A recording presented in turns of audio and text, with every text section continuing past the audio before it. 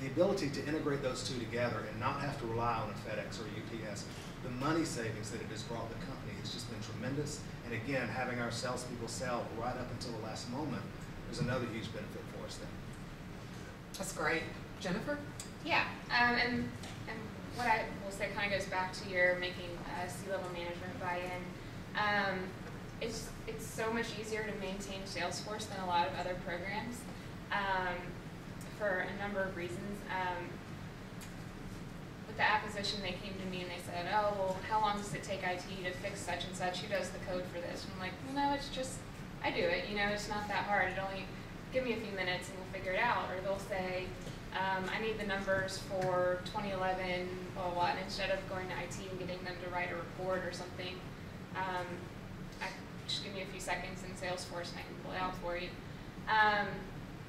But additionally, so you're paying for the license by user per month, but not having to pay for all of the updates and everything is extremely helpful. And then the app exchange, the number of free apps that you can get is huge. I go in there like every week or two and just look at what all is new. There's always incredible stuff in there that can solve so many things for you.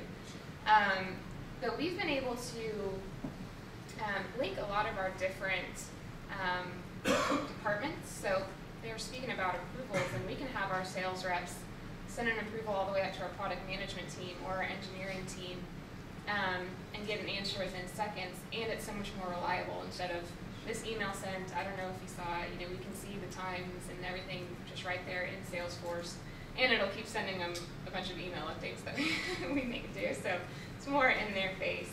And then we can also give updates to our engineering and installation teams about, you know, this is what's coming down the pipe this month, get prepared, what does the schedule look like, stuff like that. So on our commercial side, it's really brought kind of everybody together, and it's, the direction of where we're going is so much more clear for the month or the quarter.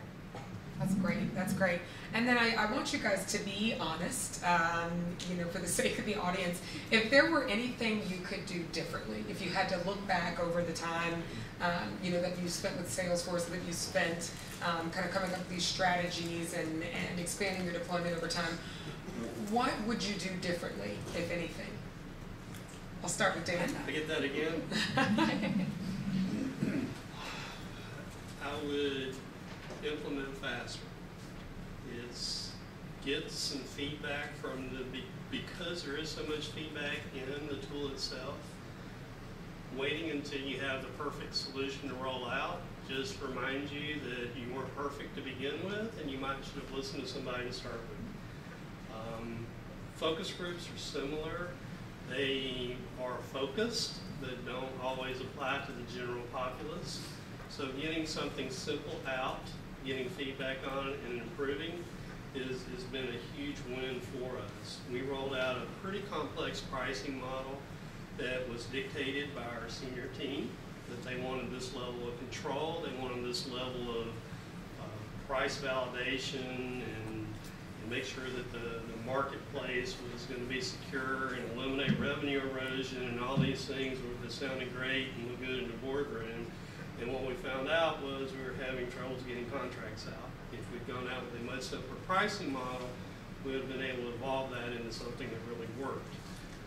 We had probably 3 or 4 missteps that way, where we probably spent an extra 2 to 4 weeks of development time, Apex developer time, which is not a cheap thing, and only to scrap it and come in with something a little simpler later.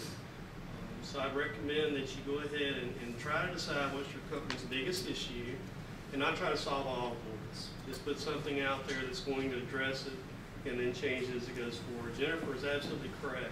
Once you have a structure in place, it's easy to modify it so that it makes sense at that time. And being able to understand that and use it is going to require some assistance from your users to put the data in so you can get the reports out, and to have the approvals route through the different systems. Our people departments, you're going to have to get those people on board as well. So putting a very elaborate workflow for approvals is probably not the thing you want to release immediately. Get something out there that mirrors what they're doing by mouth, and then expand on it. Okay, Brian? go back to some of the things that I would have done earlier, use App Exchange more. She mentioned App Exchange a moment ago. I can't speak enough about how much power is there. Many times you get a request, and maybe you can build something custom for them in about 2 or 3 days if you use an implementation provider, and if the stars align right, maybe you can do it 2 or 3 days. But probably there's something on App Exchange that already exists that solves that exact same problem, and many times will do it better than what you would have thought to do it, because that's what they do. Another thing is to use governance boards. He mentioned in getting the users involved, having a select group of users that know the business, that are representative across the business as well. Not only will that help you make sure that you get adoption of your product, but it will also help to avoid, in many cases, all of those 1,000 little one-off fields here or there that this group wants and maybe that group doesn't need. Probably, many times you can just reuse the same field across the board. You don't have to create 1,000 different fields. That makes your reporting so much better.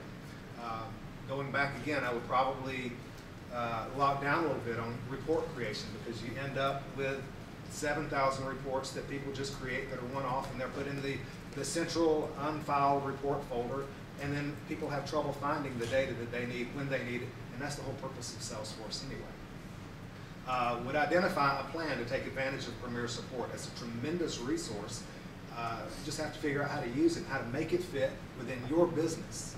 And then finally, I think he alluded to it a moment ago, instead of trying to fix everything each month, pick 1 or 2 things, focus on those 1 or 2 things, fix them right, give the business something that works, and then come back, pick up the next piece, and carry it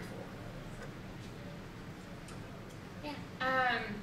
Just going through a relaunch, I kind of did this homework already, but just make sure that you are looking at the right people, the right users. One of our biggest issues was that we just had the managers say, okay, what all do you want them to put into Salesforce? And that's what we made the users tell us every time they're putting an order in. So there were just a lot of fields we didn't need that most of the time the managers weren't actually looking at. They just thought it would be nice to see that.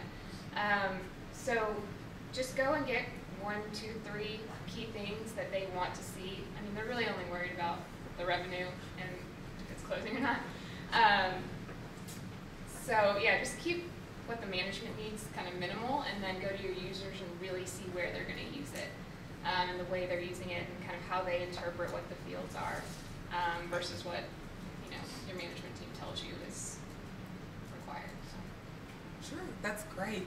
And now for the fun part. I've asked you guys a lot of questions, but we want to give the audience an opportunity to pose your questions to the panelists. I know we talked about a lot, we've covered a lot, but I know that there are things out there that you want to know specifically, maybe that relate to how you can take this insight and go back and really implement something that's going to be impactful and that's going to make you really shine and successful.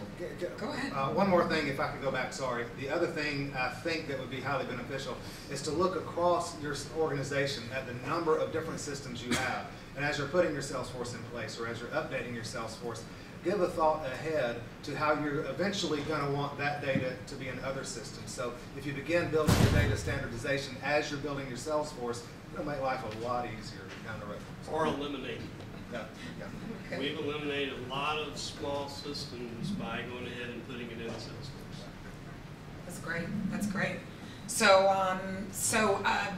Paul in the back with the lovely blue shirt on is walking around. He's got a microphone for those of you who want to get involved in the conversation. I know typically there's always one brave soul who gets it started. I don't want to have to call on anyone. Wonderful.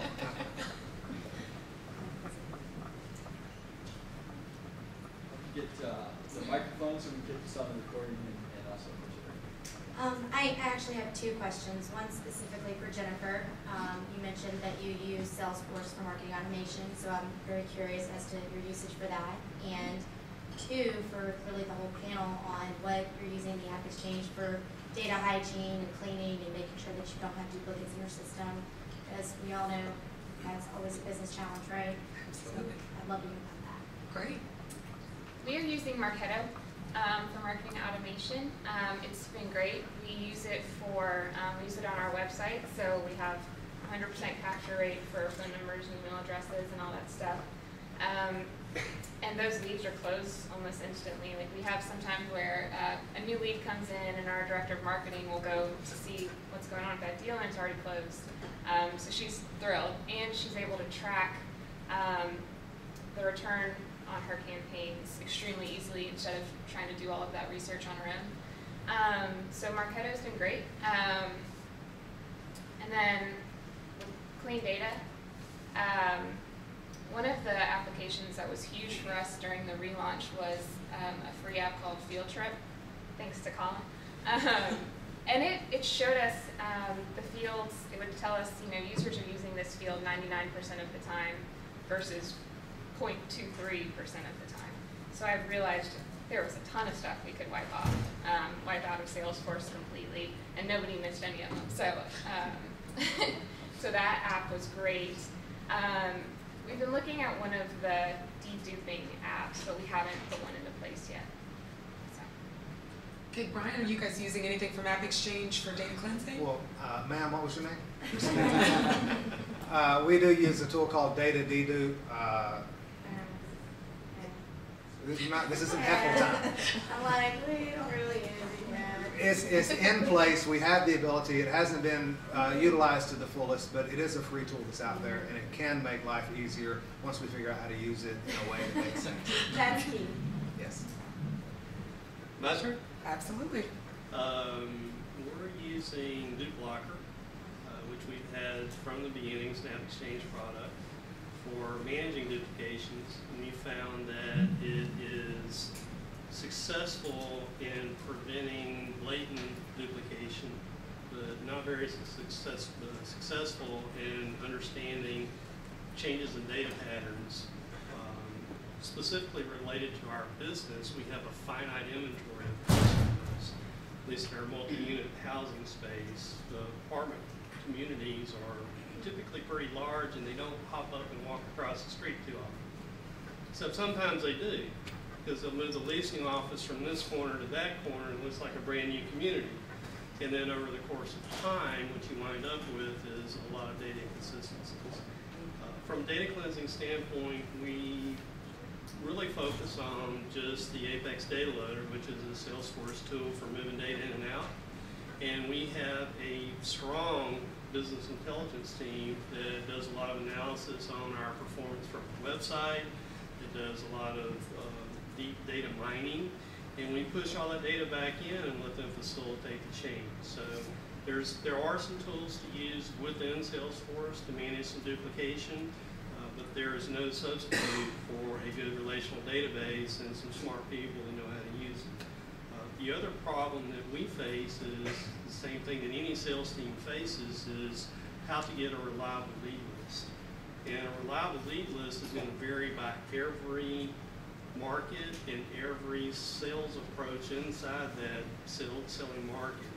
And you got to understand what that is for you, because what determines a duplicate lead or a good lead, a prospect scoring system, is really going to be dependent on your ability to quantify your potential customer base.